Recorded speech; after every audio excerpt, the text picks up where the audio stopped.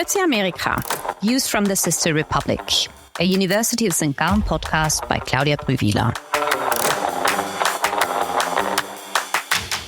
Grüezi miteinander, and welcome to a special episode of Views from the Sister Republic.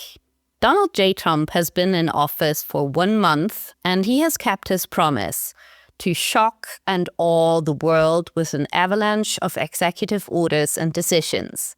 Many of them announced, many of them controversial, and all of them quite overwhelming. One of the most active parts of the new administration is formally not part of government, DOGE, or Department of Government Efficiency, headed by Elon Musk. DOGE, or DOGE, we are not so sure about the pronunciation, but we'll stick with DOGE, is pursuing the mission of, as the campaign lingo goes, drain the swamp.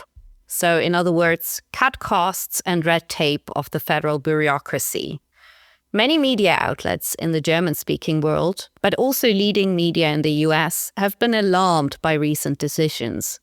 We again hear the terms coup, administrative coup, coup from within, or, as Anne Applebaum recently phrased it in The Atlantic, regime change. But is that what we are witnessing right now? I'm glad to have a true specialist of the U.S. federal administrative state and its history with me today, Professor Hiroshi Okayama from Keio University in Japan.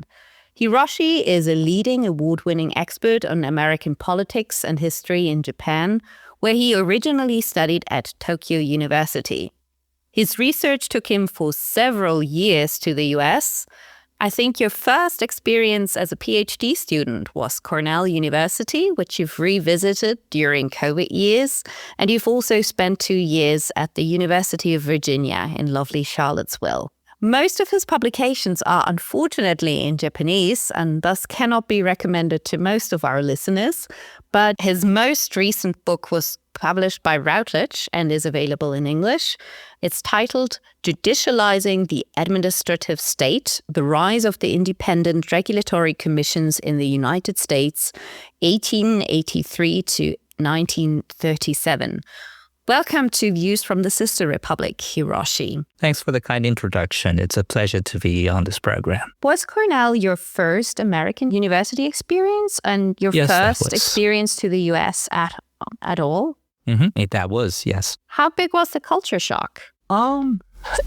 That's hard to tell. So actually, my first time in living in another country outside Japan was in Zimbabwe, in an African country.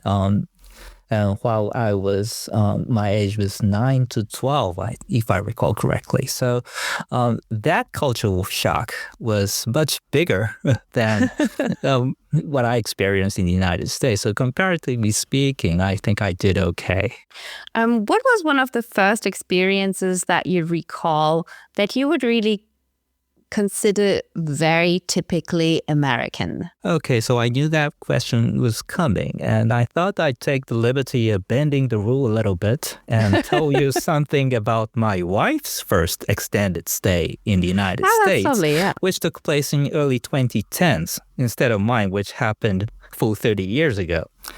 And at the time, my family and I were living in Charlottesville, Virginia, for my sabbatical, as you were, Claudia. And one day, my wife, who's Japanese like me, went to a local coffee shop. And because all the seats were taken, she sat on a bench outside the coffee shop and was reading a book on U.S. history. And then this elderly white lady came by and she asked my wife what she was doing. And the conversation actually went on for more than an hour. And they became friends just like that. In fact, very good friends. In no time, we were visiting her place. She and her husband were visiting ours fairly often during the rest of our stay, including Thanksgiving.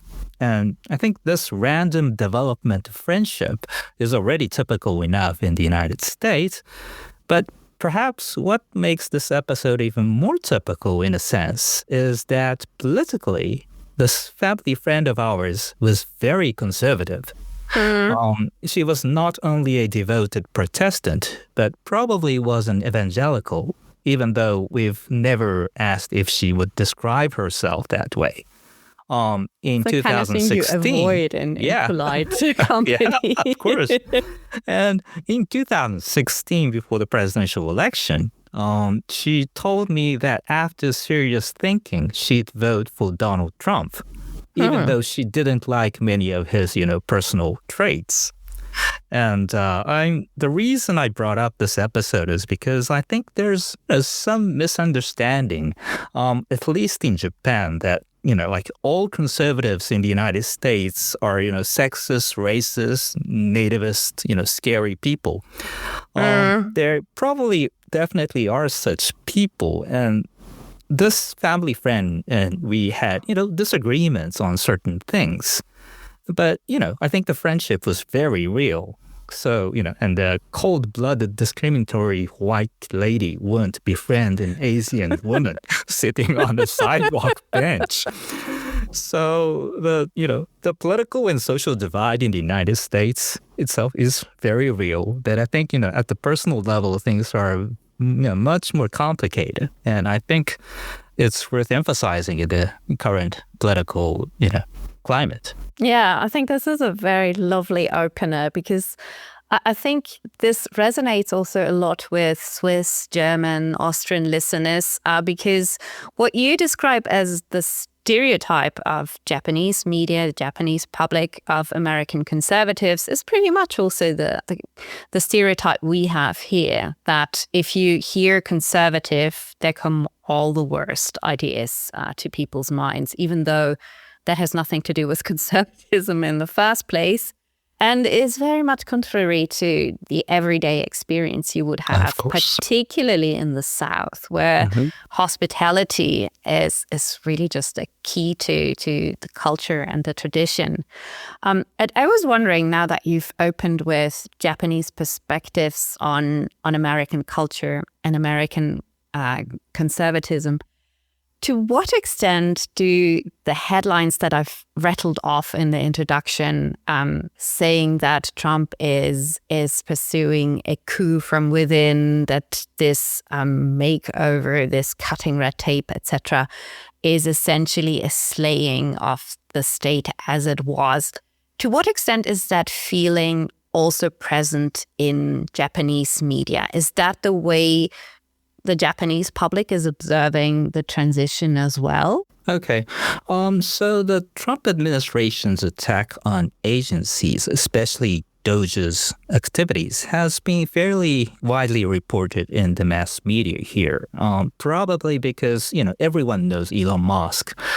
And I can only guess people's reaction as, I cannot claim being an average Japanese person on these things, but I'd say there isn't something you would call panic here, even though people do feel some, uneasiness and anxiety on things that are going on. And I think there's a couple of reasons for this. So first, as probably is the case with people elsewhere, when you look at the United States from the outside, just Japanese people are more interested in its foreign affairs than what is going on inside. And, there has been tons of things to think about in this area. I mean, Ukraine, Gaza, tariff wars, among other things. And as you would know, Nippon Steel, the company's bid to buy U.S. steel, has also attracted a lot of attention here. And on top of this, Japan has a new prime minister, Shigeru Ishiba of the Liberal Democratic Party, who assumed the post just last fall. And he's really not famous for being, flexible or, diplomatic. And it is said that Japan had a fairly, stable, good relationship with the first Trump administration, thanks to the then Prime Minister Shinzo Abe's, his friendship with Mr. Trump.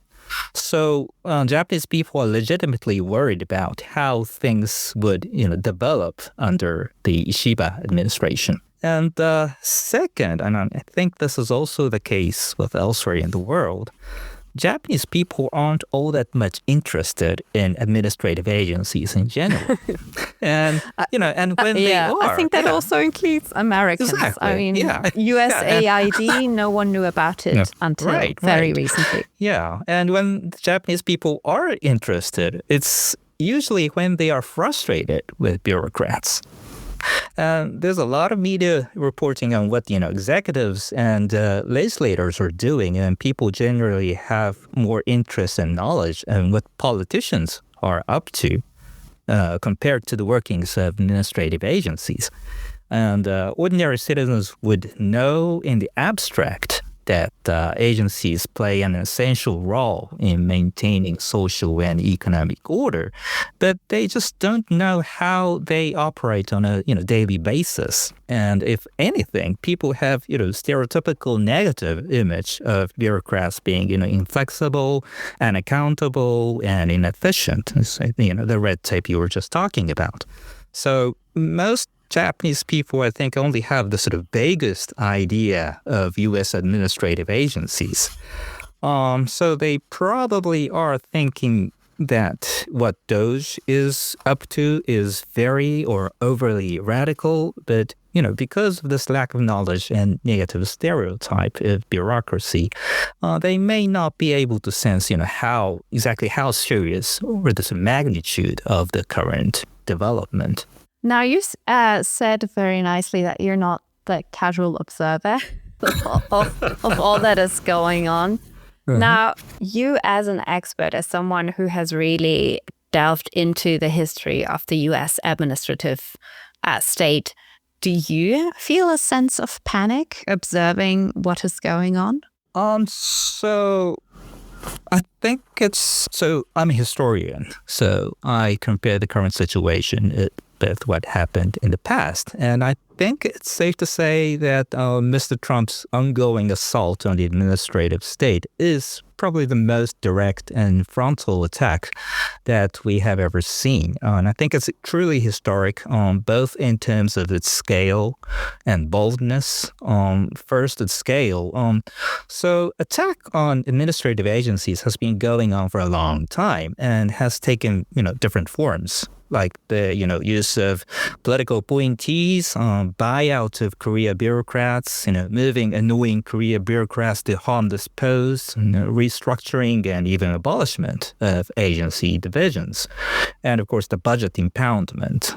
Almost every single individual tactic the current Trump administration has been using to disable agencies has been tried before by administrations actually of both political parties. Maybe the hijacking of the IT systems may be new, but apart from that. But I don't think there has been an administration, Democratic or Republican, that has made such sort of combined use of everything that's available in the presidential toolbox, not just to bend agency policy making to the president's liking, but to weaken or even kill the organization.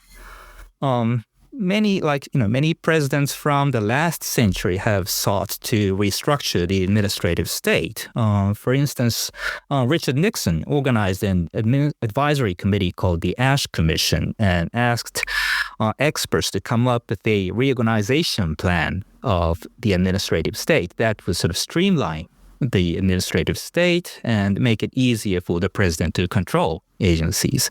But, this is still reorganization and is nowhere near the sort of dismantling of the administrative state, which is pursued by Trump.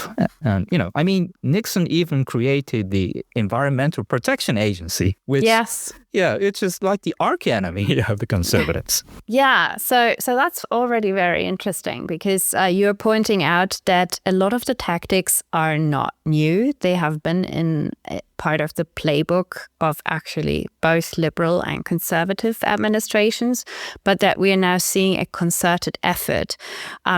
But let's also first unpack what the administrative state is actually, because we hear this term floating around all the time. We also hear less nice descriptions of it, the swamp I cited in the beginning. So what are we actually talking about? What is the federal administrative state and how old are its institutions? The administrative state, the definition in this context is it refers to it's a collective term for every single policy implementing government body other than the three branches written in the U.S. Constitution, that is Congress, the President, and the judiciary. So everything else in the federal government pretty much is a part of the administrative state.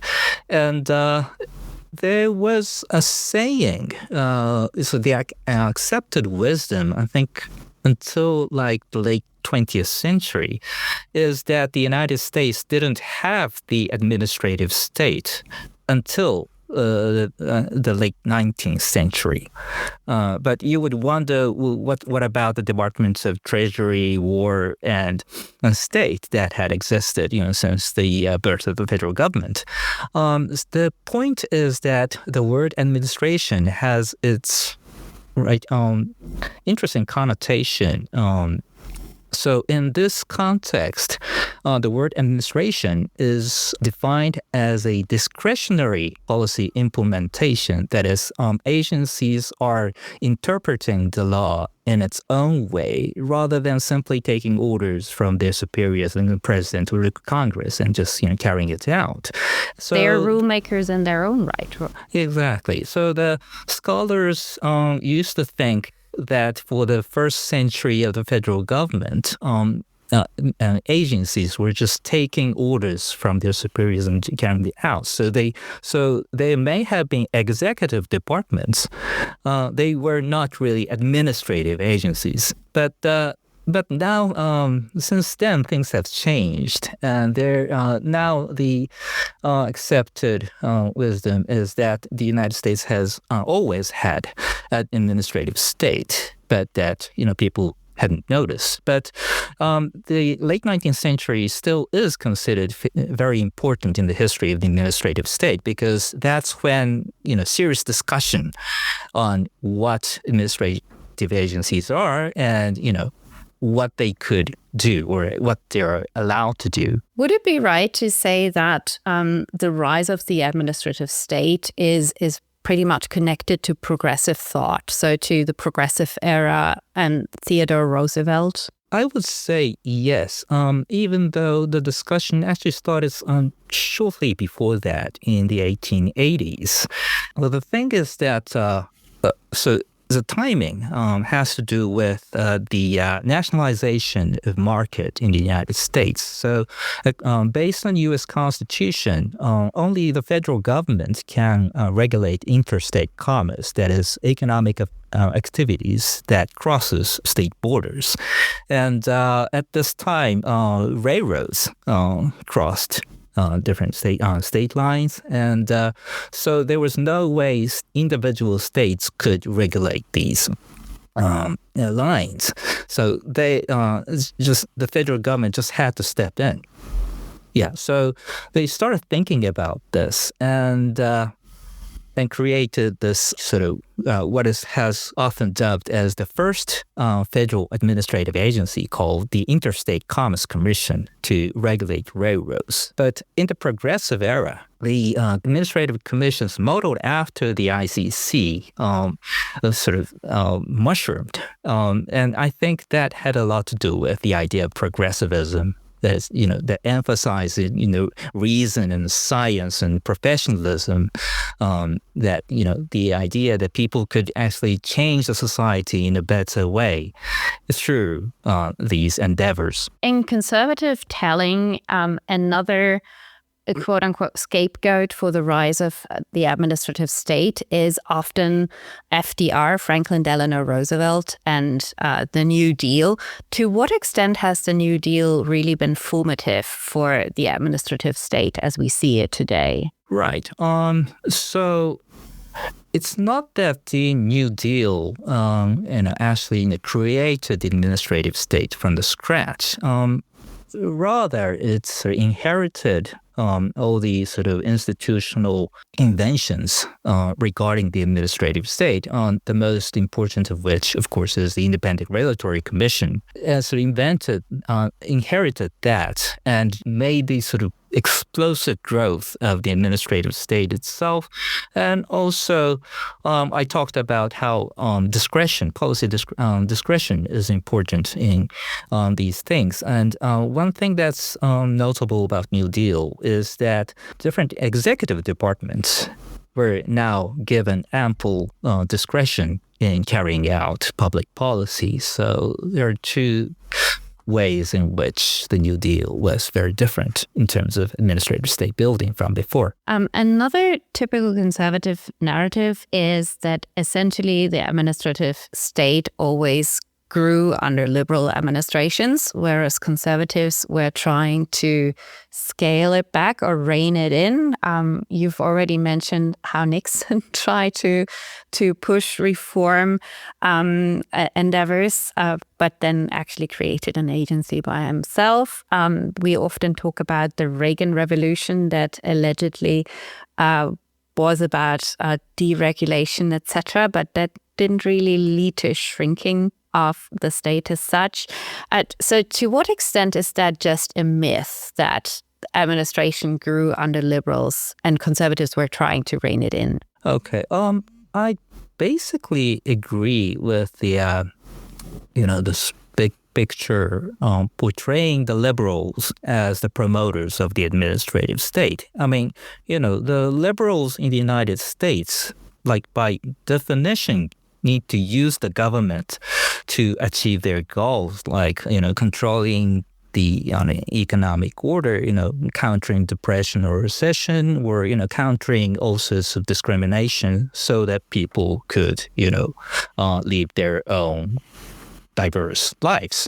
So I think it is true that liberals do promote the administrative state building as necessary.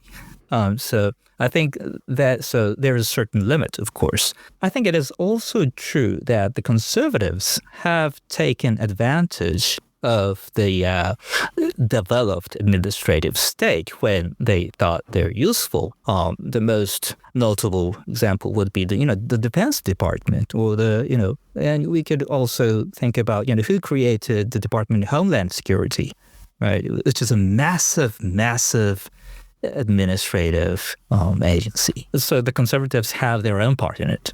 I'm also interested in your take on the ethos of the administrative state, because we hear a lot about that too. When we think about, for instance, checks and balances, we usually talk about the three branches of government. But nowadays we hear what DOGE is doing as an attack also on the checks and balances, as it is undermining the independence of the administrative state. So is there this understanding that the administrative state should be autonomous, neutral to the extent that is possible? Is that part of the ethos of these agencies, even though they are part of the executive branch after all? Absolutely. I think the argument in support of administrative agencies actually has a lot of similarities in Germany and the United States, even though I need to learn a lot about the German context. And I think this is nothing really surprising, because the modern administrative state building began when the American academia was the most heavily influenced by its German counterparts, especially in the field of Staatswissenschaft. I'm not sure if I'm pronouncing it properly. No, you do a wonderful job. That's Thank you. That's the field I come from. Yeah, of course. And so agency policymaking was legitimized in the United States primarily through its expected, efficiency and expertise. And, theoretically, policy could be made and implemented by Congress and the judiciary. But, litigation is a very slow process, and neither legislators nor judges have policy expertise indispensable to good governance. And so the emphasis on professionalism and nonpartisanship derived from, this stress on expertise.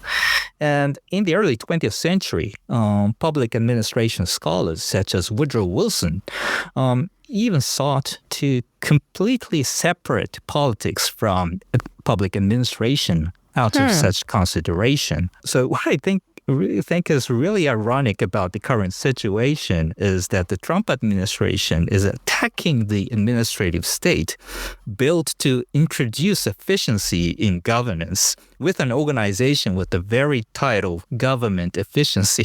But I mean, their assumption is that it's actually not efficient the way it is. And I think that as you already said at the beginning, this has been an accusation of conservatives since we actually speak of a modern conservative movement. So to what extent, as a neutral observer, would you say are some of the accusations by conservatives warranted? It really depends on your perspective. I mean, the U.S. administrative state is not really famous for its efficiency, even when compared with those counterparts in other countries, partly because its sort of emphasis has been on a different value. That is, efficiency is well known as a core value of public administration, but fairness is also said to be an important value. And the trouble is that these two values don't, get along very well, because if you want public policy to be, implemented in a fair manner, it takes time and effort. And actually, this has a lot to do with the book you kindly introduced in the introduction. Part of my research shows that in the United States, pursuits of fairness had a lot to do in administrative state building. So, of course, the promoters of administrative agencies promoted efficiency, but this has to do with the way U.S. Constitution is constructed, but that they placed sort of comparatively more weight on fairness compared to what happened in other countries. Oh, interesting. Could you maybe explain a bit more how that is expressed? How do we observe that fairness is weighed higher than efficiency? Right. So that has to do with the title of my book, Judicializing the Administrative State. Yeah, thanks. So one thing that's been notable about the American administrative state, that it's in many ways court-like. So administrative agencies look and act as if they're judicial courts. For example, nowadays, immigration courts play a big role in deciding whether an immigrant could stay in the country or not. But these immigration courts, they have, the name court, and someone with a black robe would actually, administrating these hearings. But these immigration courts are actually part of the Department of Justice. So the administrative officers. And this is one example. And traditionally, many independent regulatory commissions I've just talked about, starting with the Independent Interstate Commerce Commission, they'd conducted hearings, court-like hearings, when making all sorts of policy decisions, like making rules. They even borrowed district court tribunals when they held hearings outside Washington, D.C. So this judiciality, that is autonomy from the superior or even from the president, and also this administrative procedure that sort of resembling judicial court procedure is at the heart of their judiciarity, and it is supposed to sort of exemplify the weight these administrative agencies have been placing on the value of fairness. Because, judicial procedure is known to be very slow and efficient, but it is like that because they need to carry out a fair trial, right? So in other words, if DOGE wants to make its promise a reality, it essentially has to change the nature of the administrative state. Is that a fair summary? I would say so. And there's a couple of things they're trying to do. One is to, get rid of all those annoying career bureaucrats who don't obey the administration's orders. And, so one thing is to politicize those administrative agencies. And that definitely is against actually both values, efficiency and fairness. The negative effect on fairness should be obvious, but it is also known that politicization of administrative agencies would sort of decapacitate agencies because it would rob the agencies in the concerned divisions necessary policy expertise and, crush the sort of organizational culture within the department. And the another way what DOGE is doing would change the nature of administrative agencies is the way in which how they infiltrate into the computer systems of different departments. So this is that they would do this is written into the executive order creating the DOGE. And of course, it must have had a lot of influence from Elon Musk's philosophy, but it makes sense from the conservative perspective to do this because, those agencies that have a lot of paperwork to work on are most, has a close fit to AI.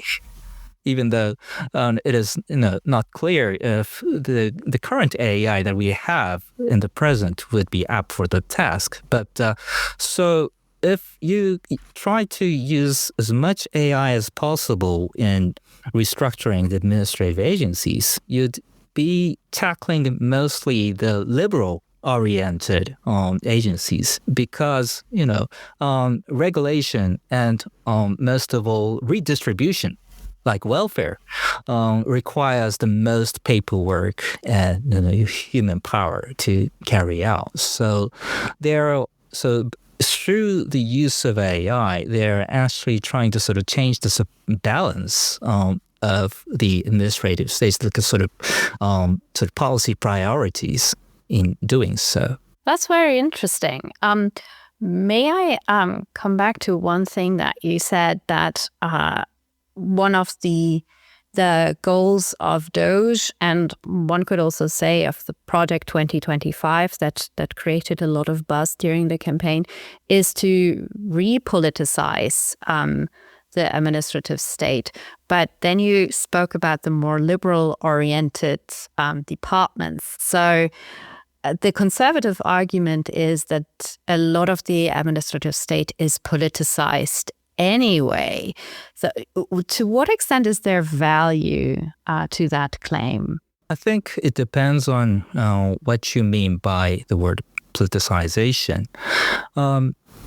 Because what is known in the study in the field of public administration is that many U.S. administrative agencies have career bureaucrats who are liberal in ideological orientation, which is not surprising because,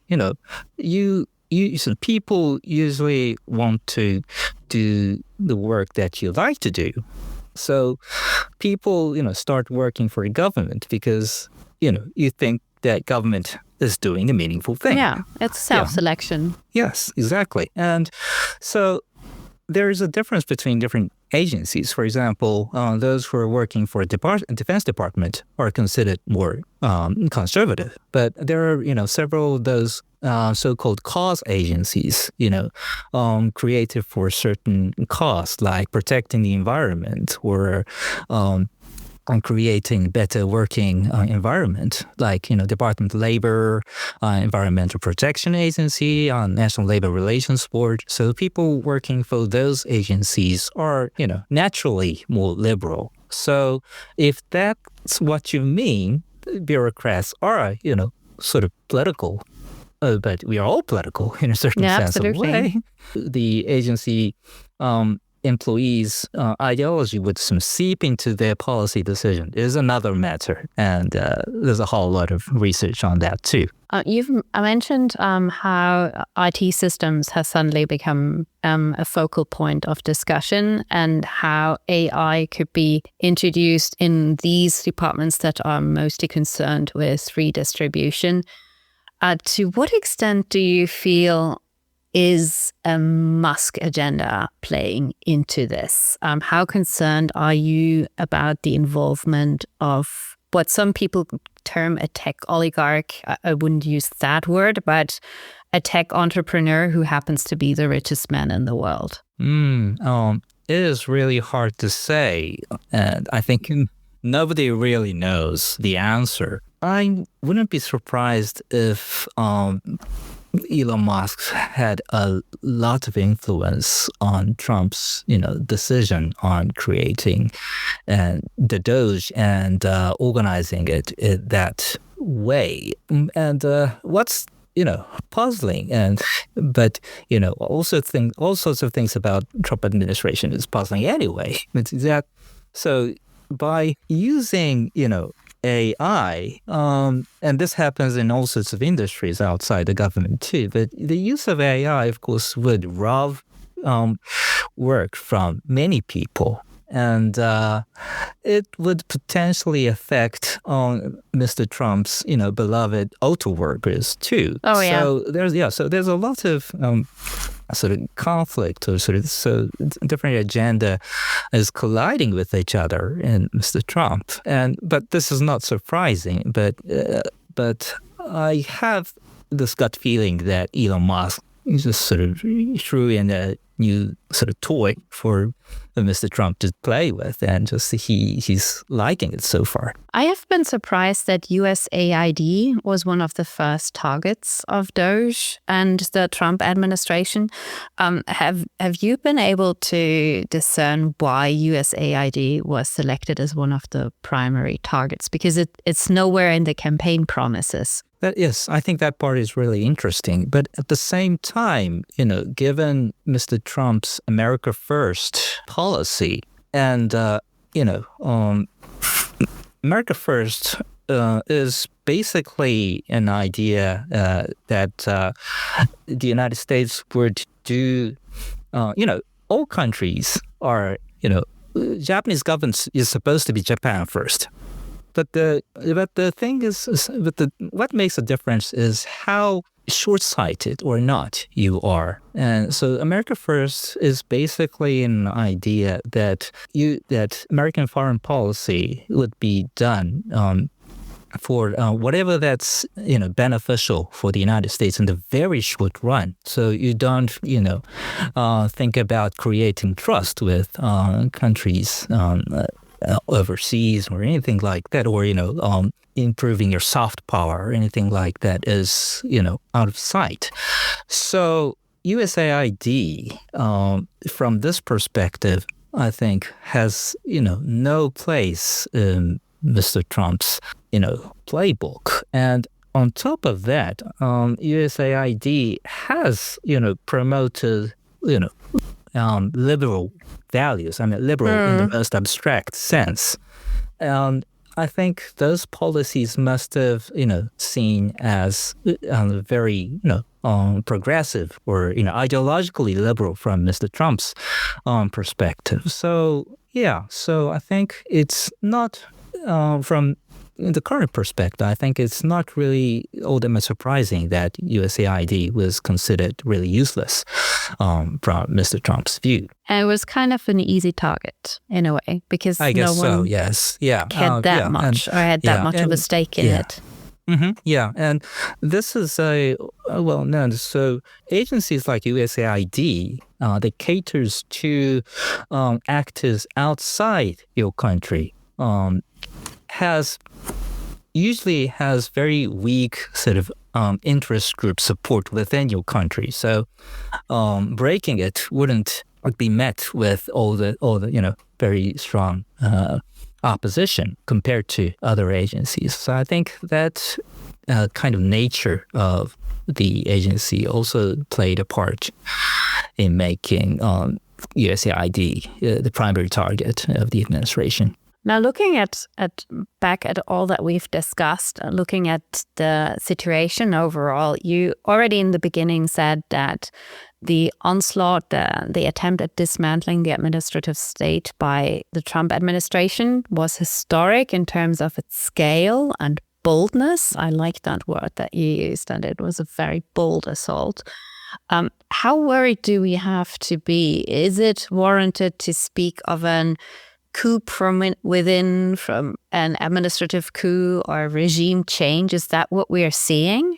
Okay, so I believe the term administrative coup comes from Yale historian Tim Snyder's recent web article.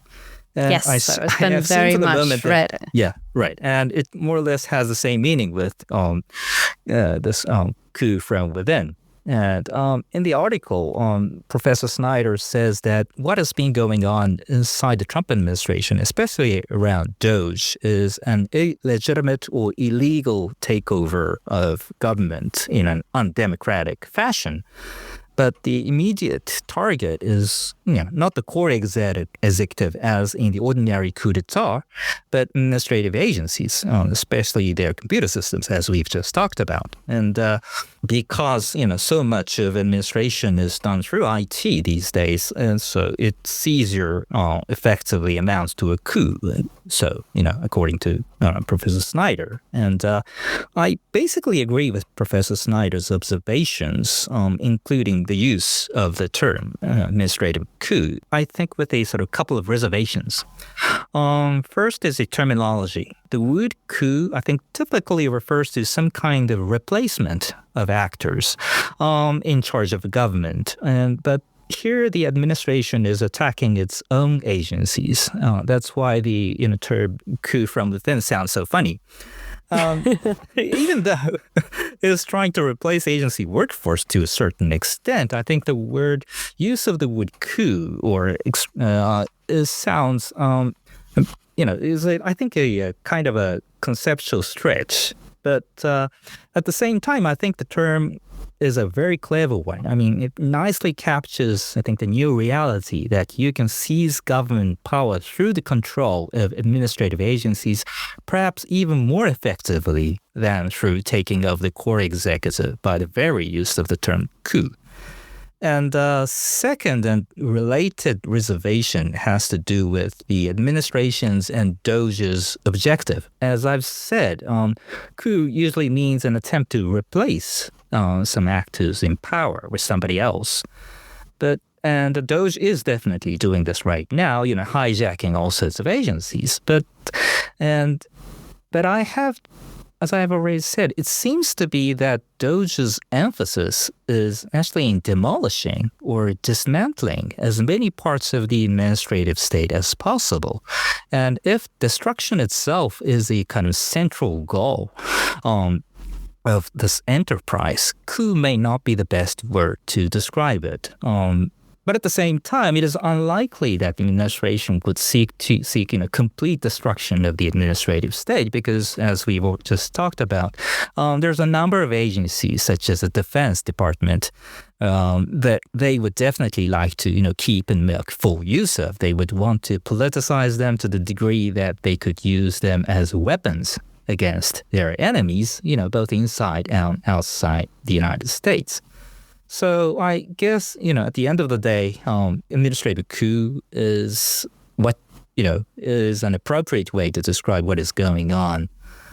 Even though it is worth emphasizing that it accompanies sort of selective demolition of the administrative state, which I think is very important. I like that you're emphasizing demolition as a key word here, while also pointing to the fact that even though in demolition is power, you're rendering yourself powerless as an executive if you are demolishing large parts of the administrative state, because that is essentially these are not just your clutches, but this is what keeps you moving forward. And it's a repeated game. So the politicization of the administrative state will have payback at some point, probably rather sooner than later, if Trump's voters are realizing that he's not being able to fulfill some of his campaign promises on that track. Are you worried about the direction that this is going? I am, and all the more because just administrative state is just just indispensable in the modern world. So people don't really like bureaucracies everywhere in the world, but as many would say, administrative agencies are a sort of necessary evil. So in an ideal world, legislative laws and judge-made laws would self-execute. But in the real world, that doesn't happen. So the bureaucracy does the sort of heavy lifting of carrying all the transaction costs, to use an economics term, and make things happen, make governance happen. So if you just sort of decapacitate on administrative agencies, you would just lose the ability to effectively govern, in both good way or bad way. And what is particularly concerning is that DOGE is attacking many agencies that carries out redistributive policy in many ways. I mean, it's being recently reported that they're trying to get access to Social Security Administration's data, probably on old age and disability pensions. And Elon Musk is admitting that AI-based administrations would not go smoothly, that it would make mistakes. Yeah. But the thing is that, you just certain kind of mistakes are not allowed when you're running a government. I think what is somewhat distinctive about American politics is that, people really like politicians who'd been a businessman, which I think is okay to a certain degree. But business and the government is very different in a fundamental way. That is, businesses can't fail. But, you cannot fail a government. Oh, I love that. It's not a venture company. So I think that distinction should be kept in mind. But I'm really not sure if, the Trump-Musk pair is really understanding that crucial difference. I love that as our final wisdom from many wisdoms that we are taking from this conversation. Thank you so much, Hiroshi, for taking us through also a bit of the history of what you called a necessary evil, the federal bureaucracy. If people want to learn more about necessary evils or just the historical moment we are in, what do you recommend them to watch, listen to, or read? Sure. I have a very good book to recommend. It's written by two political scientists, Russell Muirhead and Nancy Rosenblum. Muirhead is with Dartmouth and Rosenblum is with Harvard. And the book is titled Ungoverning. And the subtitle is The Attack on the Administrative State and the Politics of Chaos. So I suppose I don't have to convince you that the book has a lot to do with what we've been talking about. Yes. And I recommend this book because it offers a very good synthetic account on how the assault on the U.S. administrative state sort of escalated over the last half century. And its central argument is that the ongoing attack on the administrative state is really an attack on the capacity and legitimacy of government itself. And so it's an attempt to ungovern, right? I think so it's a libertarian thing. Yeah, sort of. Yeah. And so this is very different from, like just streamlining the government or, deregulation. And because the government just, ceases to govern here, disregarding all the consequences it would, bring up. And the retreat of government creates sort of chaos in the policy domains that leads to loss of people's civil liberties. And as the administrative state weakens, corruption and personal rule would seep in. And the authors traces how the Republican Party transformed during the past half century from a party of small government to an obstructionist party, and then to the party that simply abandoned the will to govern during the first Trump administration. And it also covers how the administrative state has been, attacked, including the legal and constitutional logic the conservatives have relied on. And I actually came across this book after I was offered to appear on your podcast, partly because the book is so new. It was published last October. And I quickly went through it and was really impressed by how it resonates with our topic today. Perhaps too much because much of what I've just talked about actually appears in some form in the book. So I think the book does a great job of showcasing sort of the accepted wisdom on the administrative state, which spans, different fields like public administration, political history, and administrative law. And they also make some original arguments on the negative consequences, including sort of possible ones that comes with the governing process.